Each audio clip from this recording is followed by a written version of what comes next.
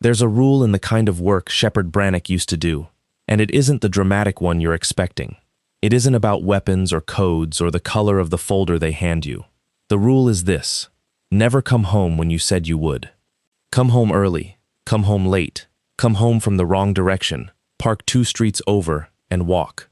Not because you're paranoid, because a house tells the truth when it doesn't know you're listening, and the truth a house tells at the wrong hour is the only honest thing most of us will ever hear.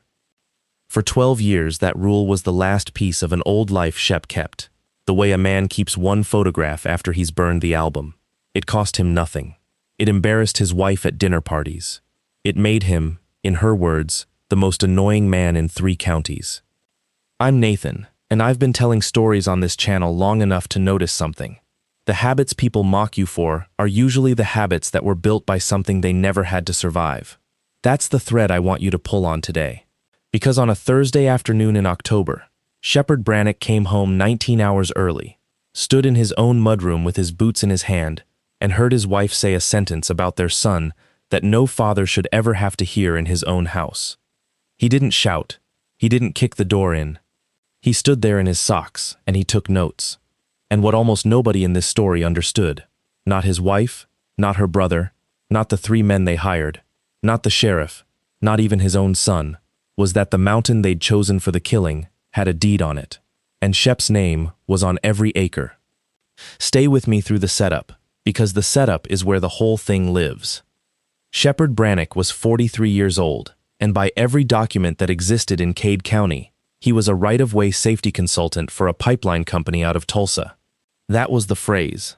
He'd chosen it himself, years ago, in a windowless room where a woman with a government haircut had asked him what he wanted to be for the rest of his life, and he'd said, something so boring, nobody asks a second question. She'd written it down without smiling. Right-of-way safety consultant. It worked. It had worked for 12 years.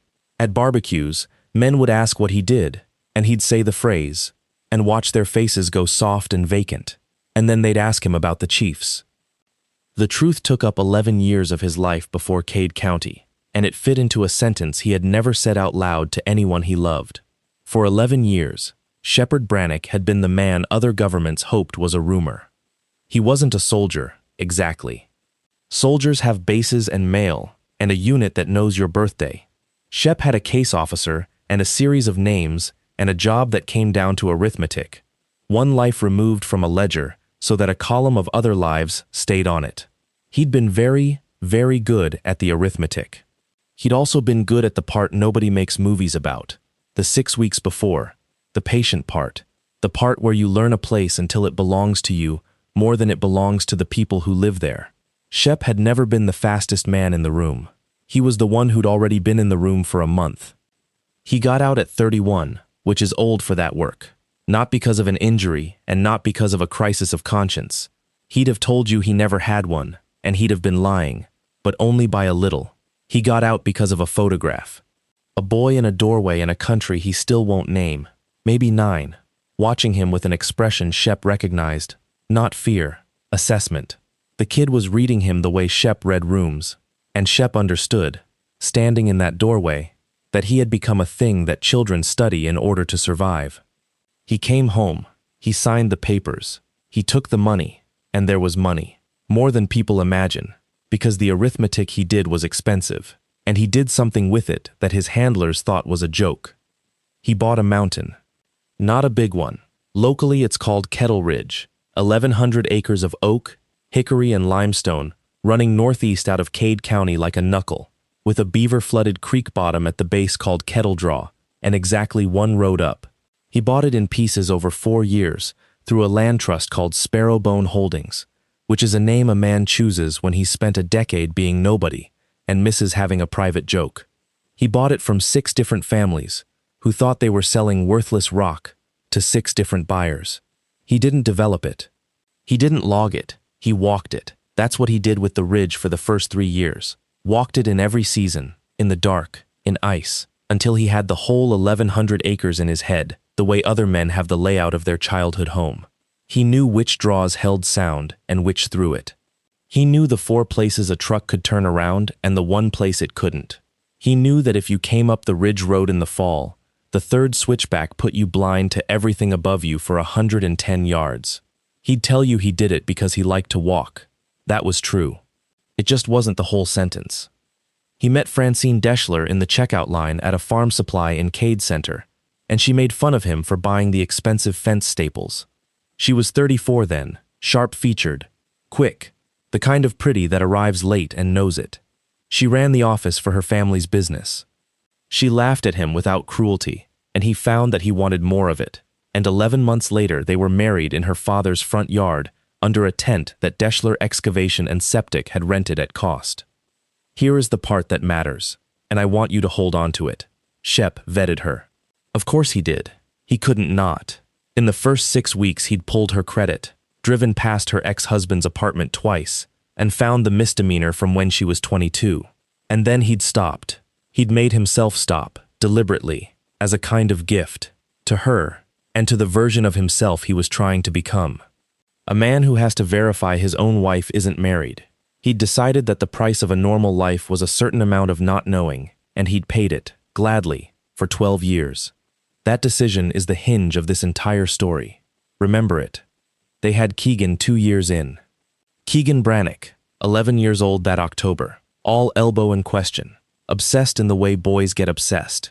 One summer with fossils, one with knots, that fall with metal detecting, because his grandfather Niles had given him a detector for his birthday, and it was the first present the old man had ever given a grandchild that wasn't a savings bond. And they had Juniper, 6, called June, who talked to chickens like colleagues. Shep loved them with an intensity that frightened him. He'd come from a profession that taught you to have no hostages to fortune, and he'd gone out and manufactured 2 of them, and every morning that they were fine felt to him like a bill he hadn't been charged for yet. He was, by every account in Cade County, a good father and a slightly odd man. He didn't drink much. He fixed the neighbors' gates. He never sat with his back to a door, and he never told anyone why. Twice a year he disappeared for 4 days to a pipeline conference, which was actually him driving to a range in Missouri to make sure his hands still remembered, and once, in year 7, to a funeral for a man whose real name he never learned. That was the life. 12 years of it, boring on purpose, beautiful because it was boring. It ended on the second Sunday of October, when Keegan Brannick took his metal detector into the back 40 behind his grandfather's old barn and got a signal so loud he thought the machine was broken. The Deschlers had been in Cade County for 4 generations, and for 3 of them they'd been the people you called when something needed to go into the ground or come out of it. Niles Deschler was 71, built like a fence post, and he had the local aristocracy of a man who dug half the county's foundations. He'd started with 1 backhoe in 1979, and a philosophy he stated freely at every fish fry: dirt is the last honest business. He'd buried septic tanks, water lines, storm culverts, 3 high schools worth of footings, and, although this took Shepherd Brannick 12 years and 1 bad Thursday to learn, a good deal more than that. The business that had made the Deschlers comfortable was excavation. The business that had made them rich, quietly, starting around 2009, was called clean fill. It works like this, and I want to explain it properly because the whole crime lives in a boring word. When a construction site or a plant has soil to get rid of, it pays a hauler to take it, and the price depends entirely on what's in it. Clean dirt is cheap to dump. Contaminated soil, solvent-soaked, metals-laced, the sludge out of the bottom of a tank, is expensive because it has to go to a lined facility that weighs it, tests it, logs it, and charges by the ton. The gap between those 2 prices is enormous. Niles Deschler figured out that a man with 1,100 acres of other people's abandoned farmland, a fleet of trucks, and a family full of people who could keep their mouths shut, could sit in that gap and get paid twice. He took the money to haul it. He took a second envelope to not ask, and then he put it in a trench on some old homestead where the family had died out or moved to Tulsa, capped it with 2 feet of good topsoil, seeded it with fescue, and let God sort it out. For 15 years, God did not sort it out. DeWitt Deschler was 46, Francine's older brother, and if his father was a fence post, DeWitt was the thing you hang on it. He ran the trucks. He was loud in a way that people mistake for warm. He bought rounds. He'd once carried a stranger's transmission 4 miles in the rain, and he had a temper that his own family described using weather metaphors so they wouldn't have to use honest ones. He'd been arrested twice, both times reduced. He hunted every weekend of the season and posted photographs of everything he killed. DeWitt hated Shepard Brannock, and it took him 11 years to understand why. And when he finally did, he told his sister, drunk, on a porch, "He looks at me like I'm a chore." That was, in fact, exactly how Shep looked at him. Shep had made himself unreadable for 11 years professionally. The one place his discipline slipped was that he could not, quite, hide his assessment of a loud man. And Francine Brannock, née Deschler, 46, ran the office. Which sounds small. It was not small. In a family business, the person who runs the office is the person who knows which invoices are real. She had done the books since she was 26. She had built the second set. She had personally created, over 15 years, a paper world in which 140,000 tons of contaminated soil had never existed. Did she love her husband? This is the question everyone asks about her, and the honest answer is the ugly one. Yes, in the way you love a good roof. Shep was steady, kind, useless with money, in the sense that he never asked about it, and, crucially, he was an outsider with no local family, which meant that his household could hold a secret the way a well holds a stone. She had married a boring pipeline consultant on purpose. It was the single best operational decision of her life, and she'd made it by accident, and it was about to become the worst. Because in the spring of 2022, the state had finally sent someone. Her name was Amity Nettles. She was 29, a groundwater inspector out of the regional office, and she had a laugh that people who met her once still mentioned 3 years later. She was following a chloride plume in the shallow aquifer that fed 11 residential wells northeast of Cade Center, and the plume, when she mapped it, pointed uphill toward a dead farmstead the county records said belonged to a trust. She took 4 soil cores on a Tuesday in April. On the 3rd core, she stopped, sat back on her heels in the fescue, and called her supervisor's voicemail to say, "I think I've got something big out here. I'll write it up Monday." She never wrote it up. Her state truck was found 90 miles away at a trailhead. The search ran 11 days. The theory that stuck, because it was the only one anyone offered, was that she'd gone hiking alone and gotten into the river. Her mother, Paulette Nettles, kept a light on the porch. Kept it on for 3 years.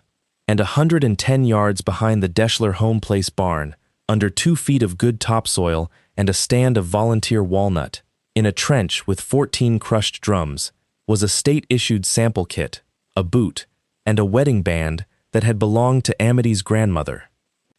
That's what Keegan Brannock's metal detector found on the 2nd Sunday in October. He was 11. He didn't find a body. That's important. He never saw anything a child couldn't recover from.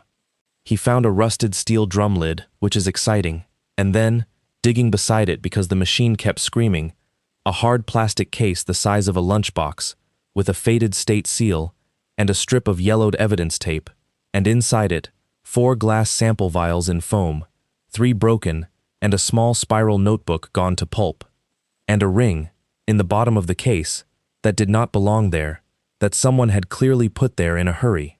Keegan was a smart kid with a phone. He photographed it. He photographed the drum lid and the case and the seal and the ring in his palm. He put it all back because he had decided, in the specific logic of an 11-year-old, that it was probably a crime scene, and you're not supposed to move things at a crime scene. Then he made his one mistake, and it was the mistake of a boy who had been raised well by a father who wasn't home. He told his mother. He told her Sunday night, in the kitchen, with his phone out and his face lit up, because he was excited, and because in his entire life his mother had never once been a person he had to be careful around. He would remember, later, that she had wiped her hands very slowly on the dish towel. She said, "Show me exactly where." Shepard Brannock was supposed to land in Tulsa on Friday afternoon. He landed Thursday at 11 in the morning, because the client's audit had wrapped a day early, and because of the rule. He didn't call. He drove the 2 hours with the radio off, thinking about nothing more sinister than whether the Ridge Road needed gravel before the freeze, and he parked the truck down by the equipment shed the way he always did, and he came in through the mudroom with a bag of tamales he'd bought at a place outside Cade because June liked the corn husks. The house was warm. School was in. The dog didn't bark because the dog was 14 and deaf and had long since made peace with the concept of intruders. Shep bent to unlace his boots. And through the wall, through the pass-through into the kitchen, where his wife stood at the counter with the phone on speaker because she was rolling out pie dough for the church thing on Sunday, he heard DeWitt Deschler's voice, thin and tinny and unmistakable, say, "So what do you want me to do about it, Franny?" And he heard his wife of 12 years say, in the same voice she used to order lumber, "The boy saw what we hid in the backyard. He's already told me twice. He'll tell his teacher next. He dies before his father gets back." Shep did not move. This is the part people don't believe, and it's the part I find most instructive about the man. He did not gasp. He did not straighten up.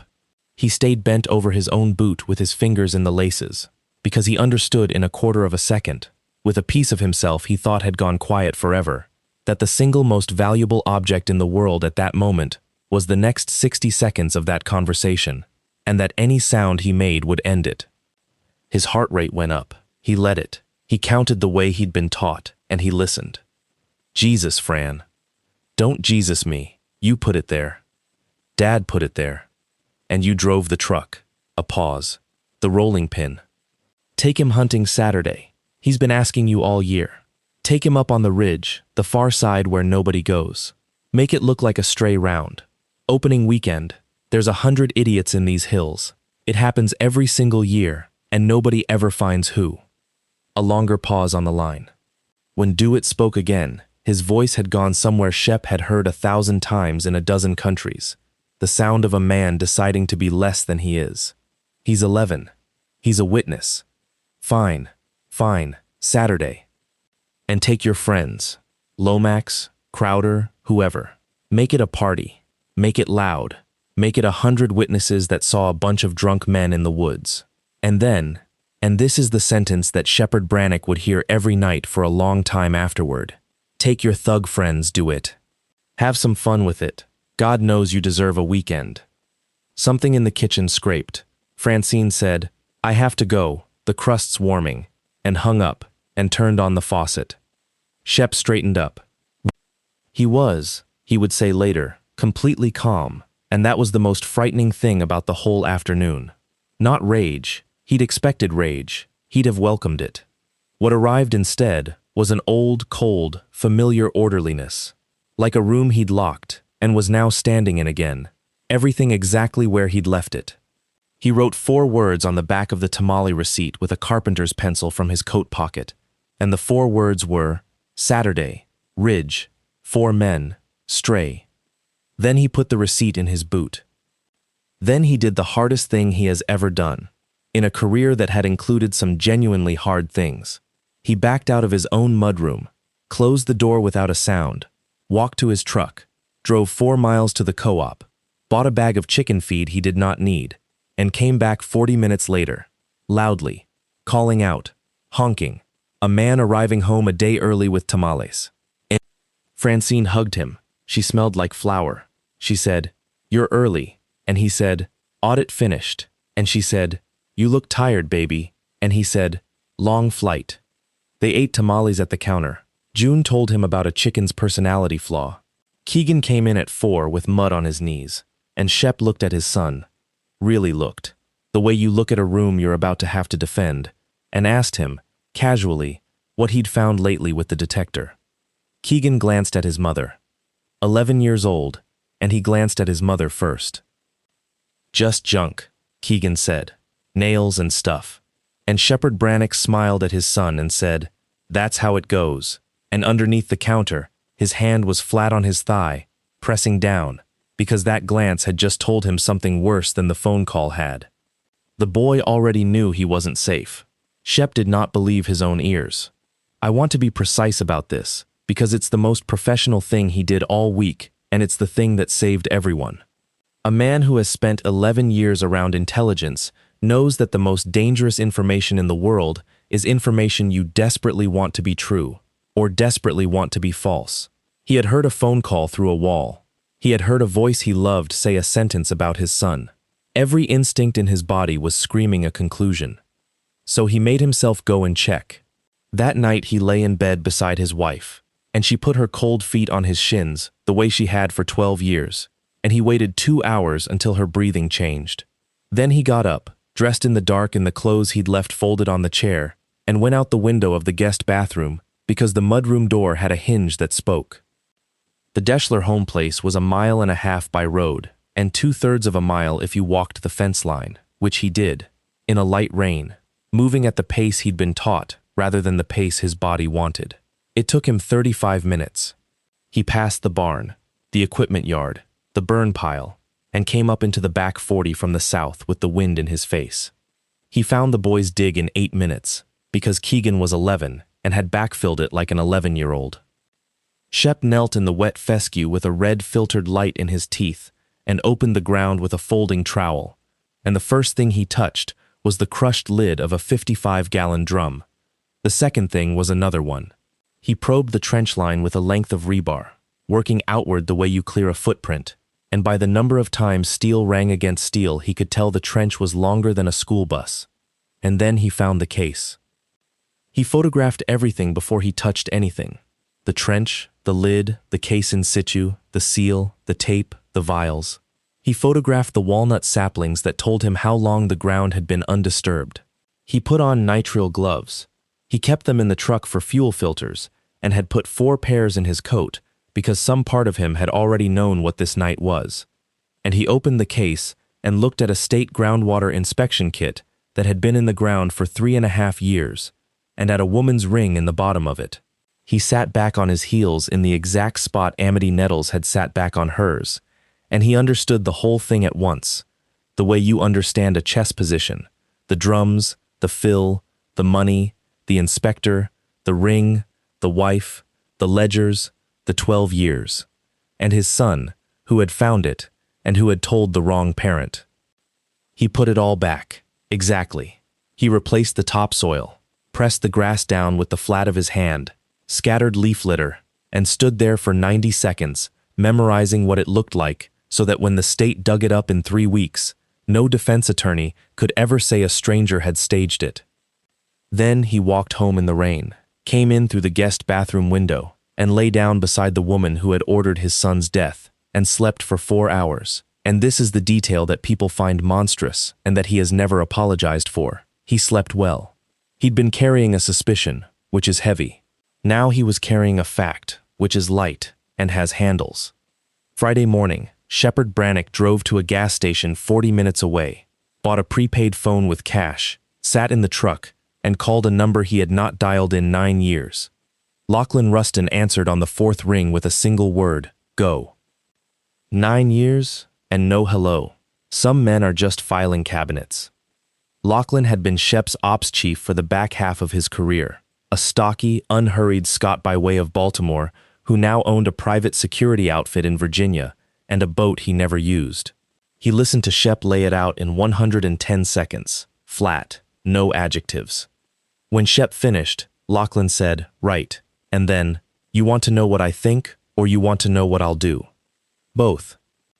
What I think is that you're going to go up that hill on Saturday and put 4 men in the ground, and you'll be very good at it, and you'll be in a federal courtroom by Christmas, and your boy will grow up visiting you. That's what I think. A pause. What I'll do is send you Huxley and whatever else you ask for, because I've met your boy. Shep sat with that for a moment, watching a man fill a diesel truck. I know, he said. That's the problem I've been chewing on since yesterday. Because here is the trap Shep had recognized within an hour of hearing the phone call, and I think it's the smartest thing in this entire story. The easiest thing in the world would have been to kill them. He had the skill, the terrain, the surprise, the motive, and the moral right. He could have ended DeWitt Deschler and 3 hired men on Saturday morning and been home for lunch. And it would have been the single greatest gift he could have possibly given his wife's family, because 4 dead men on a mountain is a manhunt, and a manhunt is a story about a lunatic with a military past, and nobody, ever, in the history of the world, digs up a field while there's a lunatic to chase. The drums stay in the ground. Amity Nettles stays a hiking accident. Francine cries beautifully on the news, gets the house, gets the kids, gets the insurance, and Niles Deschler buries the rest of it under a new lagoon within a month. Killing them would have been a confession of failure disguised as revenge. It would have converted the strongest case in the state of Oklahoma into a murder trial about him. "I don't want them dead," Shep said. "I want them recorded, arrested, and dug up, in that order." Lachlan exhaled. "Then you need 3 things, and you need them by Saturday. Go." Coverage. You can't be the only witness, because you're the husband, and a jury hates the husband. Chain of custody. The second you touch that field, you've contaminated it, so don't. And a reason for the sheriff to be standing there when it happens that has nothing to do with you, or it looks staged. That's 3. And a 4th, which is the one that'll kill you. You have to let it start.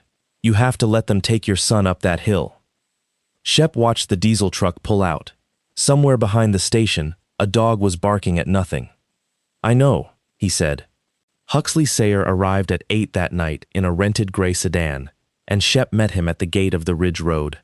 Huxley was 50, built like a coat rack, and had spent his career doing the invisible half of Shep's work: signals, cameras, the boring miracles. He'd been retired for 6 years and had gotten into birds, which he explained at length. "Show me the hill," Huxley said. They went up in the dark, and Shep talked, and Huxley made small approving noises. And by midnight, the man had understood something about Shepherd Brannock that even Lachlan hadn't. Shep had been preparing this ridge for 11 years. Not for this. Not for his wife's brother. He'd never imagined this. He'd shaped that mountain for the abstract, the shape at the edge of the field, the one bad day a man like him half expects for the rest of his life, the day someone from the old work found the new address. He'd cut what looked like logging lanes. He'd let the beavers flood the bottom of Kettle Draw instead of pulling the dam, because standing water is a fence you don't have to build. He'd put a locked pipe gate at the base and a second one, unlocked and rusted and apparently pointless, 3/4 of the way up. He'd left one culvert deliberately undersized. He'd planted a hedge of Osage orange along the only shoulder wide enough to turn a truck around. He had, in the polite language of the work, prepared a canalization, a place where a vehicle can go in and cannot easily come out, where sound behaves predictably, where a man on foot who knows the ground moves 3 times faster than a man who doesn't. Huxley stood in the dark at the head of the draw, looking down at the black water and the dead standing timber, and said, "Shepherd, you built a box. I built a habit. You built a box, and you're about to have to be very careful that it doesn't do what boxes do." Huxley zipped his coat. "Fine, let's make it a courtroom instead." They worked Friday night and all of Saturday's small hours. 14 trail cameras, cellular, time-stamped, on the road, the switchbacks, the gate, the draw, the 2 saddles, 4 audio recorders in weatherproof cases, a repeater in a hickory so the cell cameras would push to a server in Virginia in real time, because evidence on a card is evidence a man can take from you, and evidence on a server is evidence that has already left the county. Huxley logged every serial number, every location, every timestamp, and signed it, and had Shep sign it, and photographed the log, and sent it to a lawyer in Tulsa named Zelda Kinsley at 3:41 in the morning with the subject line, "Preservation, read first." Shep had one more thing to do, and it was the only part of the plan he genuinely dreaded. At 6 on Friday evening, he had not taken June to her grandmother's, which is where anyone would have looked for her. He'd driven his daughter 90 minutes to a woman named Paulette Nettles, a retired schoolteacher who took in foster placements, whose porch light had been on for 3 years, and who had never met Shepherd Brannock in her life. He'd told her the truth in her kitchen, that he thought her daughter was under a field, that he could not prove it yet, and that he needed somewhere to put his 6-year-old for 48 hours where nobody in Cade County would think to look. Paulette Nettles looked at him for a long moment. Then she said, "Does the child like pancakes?" That was Friday. Then he went home and made spaghetti and helped his wife carry a folding table out to the truck for the church thing, and laughed at something she said, and it was the most disgusting hour of his life. And at 9 o'clock, he went out to the shop with his son to sort screws, and he had the conversation. Shep had thought about it all day and had rejected every version that involved telling Keegan the truth. Not because the boy couldn't take it, because the boy could not act. An 11-year-old who knows his mother wants him dead cannot sit in a truck with his uncle for 40 minutes and be normal. And if Keegan wasn't normal, DeWitt would improvise, and improvisation was the one thing Shep could not plan for. So he lied to his son. He has been very open about this. He lied to his son, carefully, and he built the lie out of the only material he had that the boy would swallow whole, a game.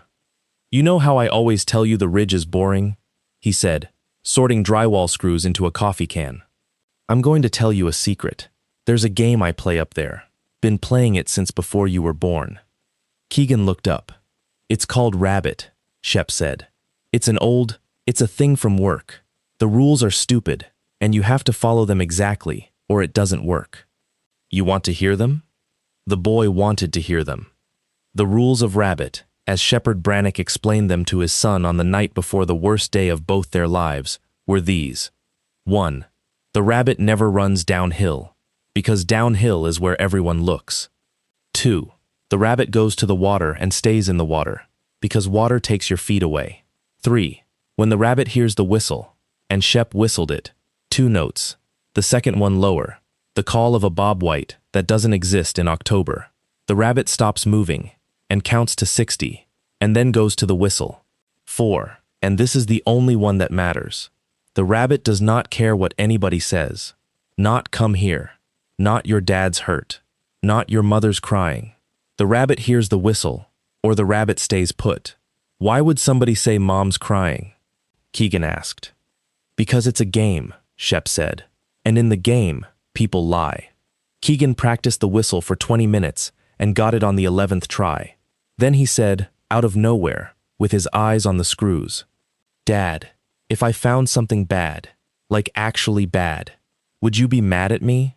Shepherd Brannick, who had at that moment 16 hours to live through, put his hand on the back of his son's neck. "Never," he said. "Not once in your life, and you can tell me on Sunday." "Okay," said Keegan, "Sunday. Saturday, October the 19th, opening weekend, 34 degrees at dawn, with fog sitting in the low ground like spilled milk." DeWitt Deschler pulled into the Brannick driveway at 6:20 in a mud-colored crew cab with a lift kit, and behind him came a second truck carrying Jed Lomax, Silas Crowder, and Dallin Yeager. Jed Lomax was a welder with 2 DUIs and a laugh you could hear across a parking lot. Silas Crowder had done 14 months for aggravated assault and had a way of standing slightly too close. Dallin Yeager was 24, worked on Deschler's crew, and, this matters, had a 9-month-old daughter and no idea what he had been invited to. He thought it was a hunt. That misunderstanding is the reason 3 families in Cade County still have a father. There was a cooler in the back of the second truck, and it was not full of sandwiches. It was 6:20 in the morning. Keegan came out in his orange vest, and Francine stood in the doorway in her robe and hugged her son goodbye, and told him to listen to his uncle, and Shep watched this from the kitchen window with a coffee cup in his hand and his face arranged into a shape he'd used in 4 countries. She held on about 2 seconds longer than she needed to. "Where's your old man?" DeWitt called. "Tulsa till tonight," Francine said. "Audit." Shep's truck was at the shop. Shep had been on the ridge since 3:40 that morning. At 6:52, the convoy stopped at the pipe gate at the base of Kettle Ridge, and DeWitt got out with a bolt cutter, because his sister had told him the gate was decorative and the property was some absentee trust out of Delaware that had never once posted a sign.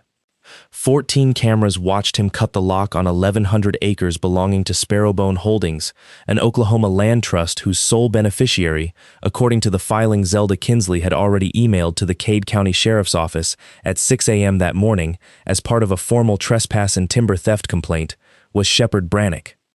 That was the sheriff's reason. That was the third of Laughlin's 3 things.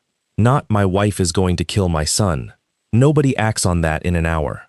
A signed, notarized, lawyered trespass complaint with a photograph of a cut lock, filed by a landowner, on opening weekend, in a county that had spent 3 years fighting timber theft. Sheriff Carolyn Kellerman didn't have to believe anything. She just had to send a car. She sent 2, at 8:15, which was later than Shep wanted, and earlier than he'd feared. By then, the ridge had already started to eat them.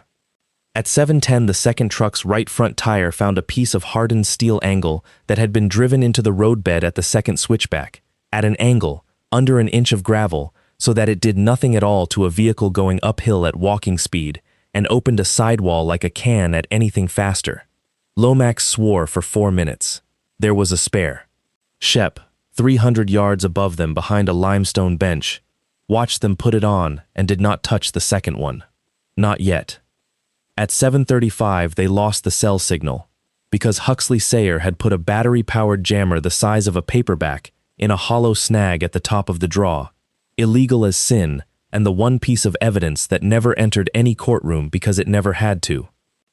At 7:50, DeWitt Deschler stopped the convoy on the flat above the third switchback, and Keegan Brannick got out to pee, and Silas Crowder said something to Dallin Yeager, and Yeager said, loudly, "Wait, wait." That's on audio. Recorder 3, at the base of a hickory 40 feet away. Timestamped 7:51:14. "You told me we were hunting," Yeager says. "We are hunting," says Crowder. "He's a kid." Lomax, "Nobody's doing nothing to a kid." Dallin, "Jesus, sit down." DeWitt Deschler, quieter, further from the mic. "Just going to get lost, that's all. Kid gets separated, we look for him, it gets dark, it gets cold, that's all it is. Nobody's shooting anybody." And then, after 4 seconds, "Fran wants it done Saturday."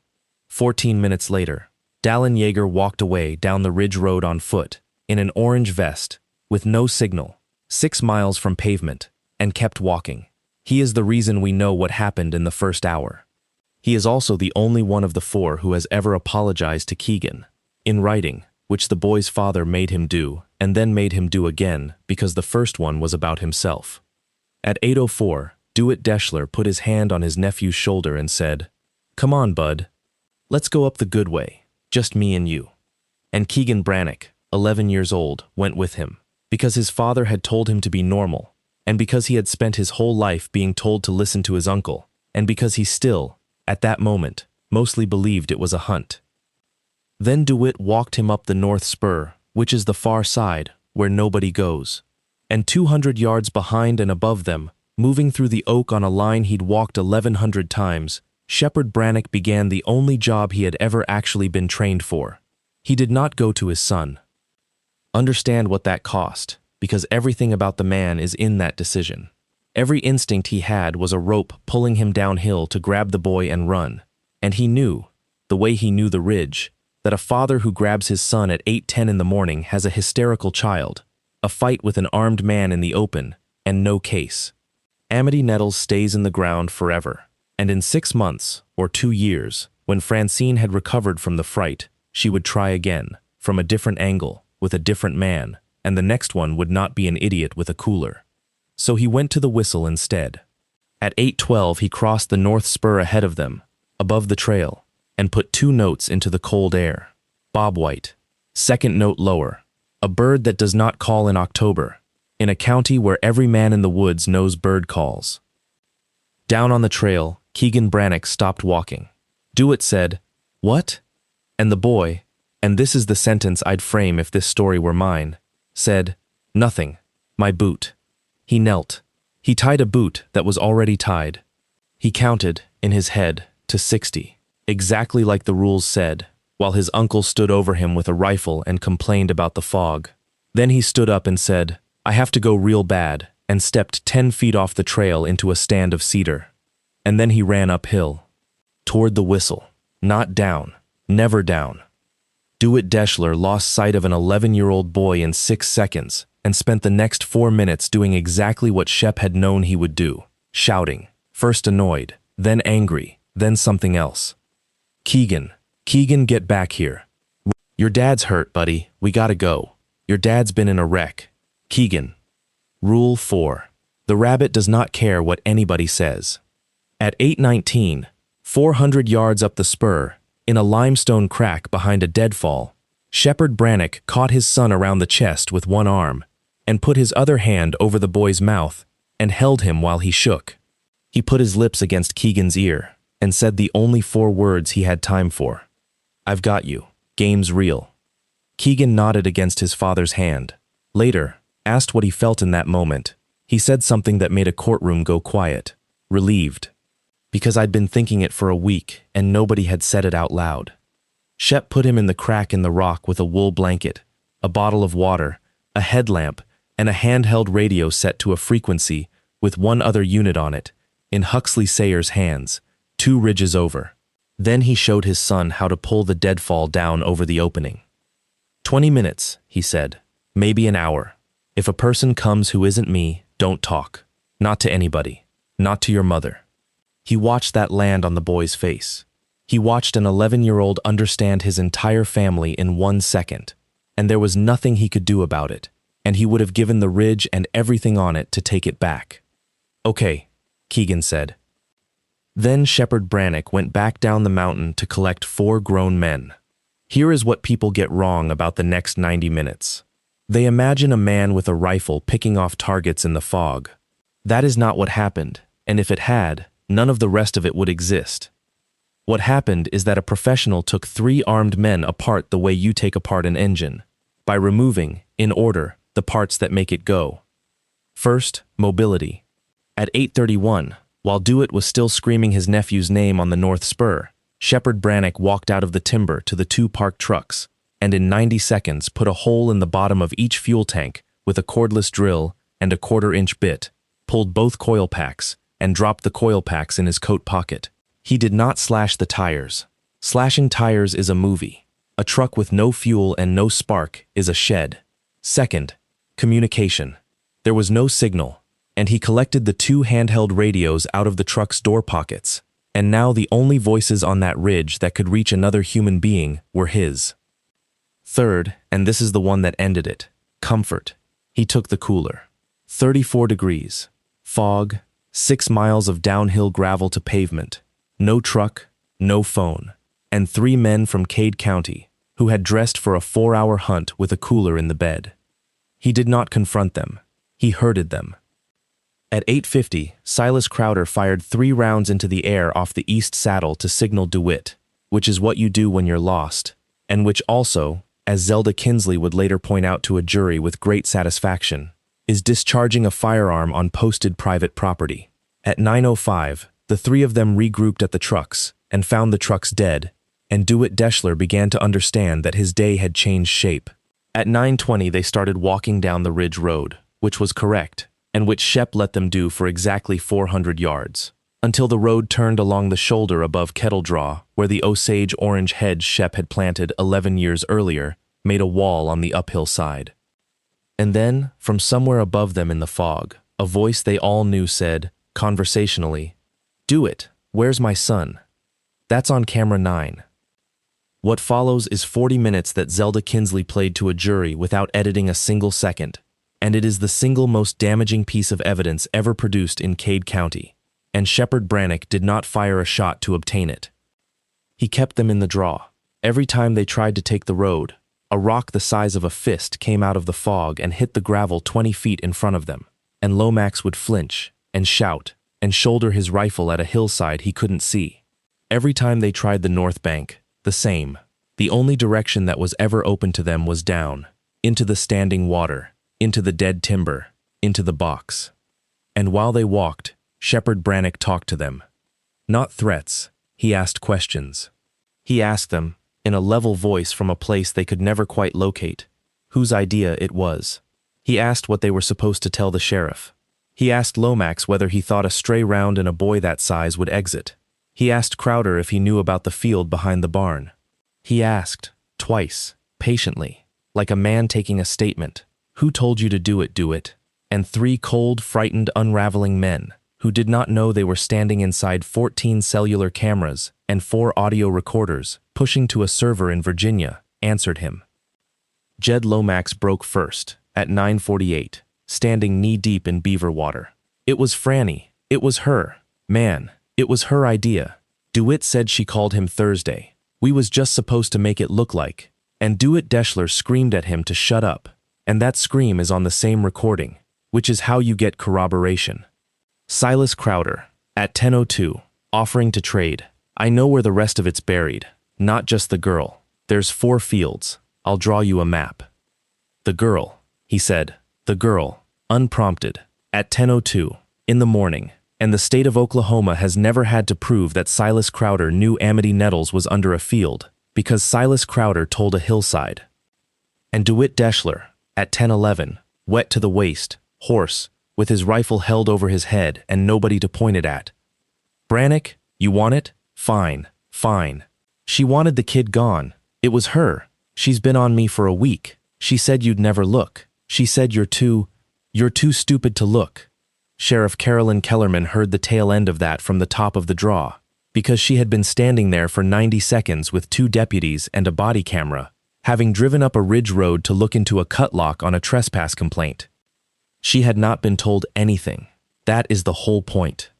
Kellerman is a 22-year cop with an intolerance for theater, and she has been very clear in every interview since. I went up there for a lock. I came around the hedge and there were 3 armed men standing in a beaver pond confessing at the top of their lungs to a conspiracy to murder a child. I've never been handed anything like it, and I never will be again. She arrested all 3 in the water. And at 10:40, as the second deputy was walking Jed Lomax up the bank, a white Tahoe came up the ridge road, over a cut lock, past a fuelless truck, and stopped. Francine Brannick had gotten worried when nobody answered the phone. She got out in a fleece and clean boots, and she looked down into Kettle Draw at her brother in handcuffs, and 2 sheriff's deputies and her husband standing on the bank in a wool coat with a thermos, perfectly dry, perfectly calm. Everyone who was there describes the next part the same way. She looked at the water, she looked at Shep, and then something went out of her face. Not fear, they all say. Calculation ending. The look of a woman running a number and finding no version of it that comes out. Where's Keegan? She said. And Shepard Brannick said, somewhere you can't reach him. She started toward the water, and a deputy put an arm out.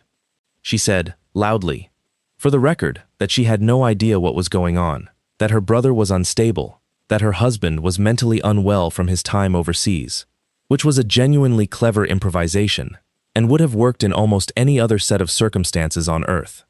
Sheriff Kellerman said, ma'am, are you Francine Brannick? Yes. Have you spoken to your brother this week? And Francine Brannick, who had run a fraudulent set of books for 15 years, without a single error, made her only mistake in front of a body camera. No, not since the church thing. At 11:15 that morning, a boy came down out of the rocks holding a wool blanket, with a 50-year-old man from Virginia walking 3 steps behind him, and Sheriff Carolyn Kellerman knelt down in the gravel and asked Keegan Brannick if he was hurt, and Keegan said, no ma'am, I did the rabbit. And then he asked whether he was in trouble for the thing he found. They dug the back 40 on the 4th of November.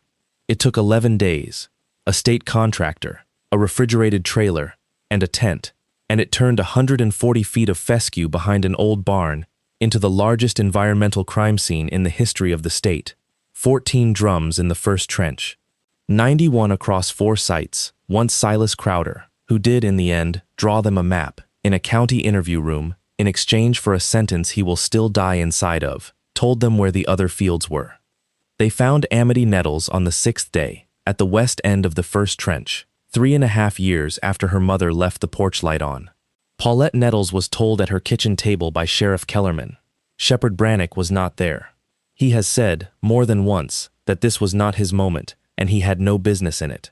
What he did do, the thing I keep coming back to, is that he had, weeks earlier, before anyone knew anything, driven 90 minutes to hand that woman his 6-year-old daughter, because some part of him understood that the only person in Oklahoma he could be certain had nothing to do with it was the one who'd been waiting 3 years for an answer. June still calls her Grand Paulette. There is a picture of the 2 of them on a porch under a light that finally got turned off. The case was not close. Francine Brannick was convicted of conspiracy to commit first-degree murder, solicitation, and 11 counts related to the falsification of hazardous waste manifests, and is serving a sentence that will end when she is 81. Her defense was that her brother had misunderstood a figure of speech. The jury heard her say the words, "He dies before his father gets back," not from the phone call, which Shep never recorded and never claimed to have, but from DeWitt Deschler's own mouth in a beaver pond, twice, and from Jed Lomax, and from her own denial on a body camera at 10:44 a.m. DeWitt Deschler took a plea, rather than face the murder count on Amity Nettles, and gave up his father to do it. Niles Deschler, 71, who had told 3 generations of Cade County that dirt is the last honest business, was arrested at a fish fry. He died on remand 14 months later, before trial, which a lot of people in that county consider the only thing he ever got away with. Deschler Excavation and Septic was liquidated. The remediation bill for the 4 fields ran past $9 million. 11 households northeast of Cade Center had been drinking that water. 2 of them have filed suits that are still open. Dallin Yeager pled to a misdemeanor, testified for the state, and works for a fencing outfit in Arkansas. He wrote Keegan 2 letters. The second one was better. And Shepard Brannick, who committed, by his own cheerful admission, criminal trespass on his own land in a technical sense, destruction of 2 vehicles, and something the district attorney's office looked at for 6 weeks and finally described in a memo as conduct not obviously charged by any statute available to this office, was never charged with anything. He got custody in March, uncontested, for obvious reasons. The ridge is still there, and this is the part I like best. He didn't sell it, and he didn't fence it higher. He put 180 acres of it, the draw, the water, the North Spur, into a conservation easement in the name of a state groundwater inspector who was 29 years old and had a laugh people remembered 3 years later. There's a gate with a sign on it now. It's a small sign. It has her name and the years and one line underneath that Keegan wrote and his father did not edit. She was right about the water. Keegan Brannick is 15 now. He is fine, in the specific, complicated way that means he was not fine for about 2 years and had a lot of help. He does not hunt. He does map things, obsessively, beautifully, contour lines and springs and old fence rows. And there is a framed one on his father's wall of 1100 acres, hand-drawn, with a small X in the rocks above the North Spur, and no label on the X at all. And Shepard Brannick still, to this day, will not come home when he says he will. He came home 19 hours early one Thursday in October, in his socks, with a bag of tamales, and it is the only reason his son is alive, and he is not remotely embarrassed about it anymore. I've told a lot of stories on this channel about people who found out something terrible about someone they loved. What separates this one, for me, isn't the mountain or the training or the 11 years Shep spent doing arithmetic for a government. Those things are why the ending is dramatic. They are not why the ending is good. The ending is good because of a decision he made in the first 30 seconds. Bent over a boot in his own mudroom, and then made again the next night with a trowel in the rain, and again on Friday morning in a gas station parking lot. He refused to act on what he felt, and he insisted on acting on what he could prove. He could have gone into that kitchen swinging. Most of us would have, and it would have felt magnificent for about 4 minutes, and it would have cost him his son's future. Because a man who beats his wife's brother to death on a mountain is a story about a violent man, and nobody ever digs up a field while there's a violent man to talk about. The drums stay buried. Amity Nettles stays a hiking accident. He understood that faster than anyone I've ever written about. So here's the rule I'd take out of this one, and it's a small, unglamorous, deeply useful rule for people who will never own a ridge. When the ground moves under you, when you hear the thing you can't unhear, your instinct will be to confront it immediately, because confrontation feels like control. It isn't. It's the only move that hands the other side a story. The powerful move, almost always, is the boring one. Verify it yourself. Write down the date. Put it somewhere that isn't only in your house, and then act once, completely, at a time you choose. And the other thing, which I think about more than I expected to.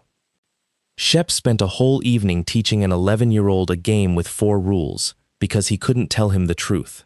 And the rule that saved the boy's life wasn't the one about the water or the hill. It was Rule 4. The rabbit does not care what anybody says. We spend so much time teaching kids to be obedient and almost none teaching them that there is a small, specific list of people whose voice overrides everything, and that anybody else, no matter what they're shouting, no matter what they claim has happened, does not get to move them. Teach a kid the whistle. Teach them what you sound like.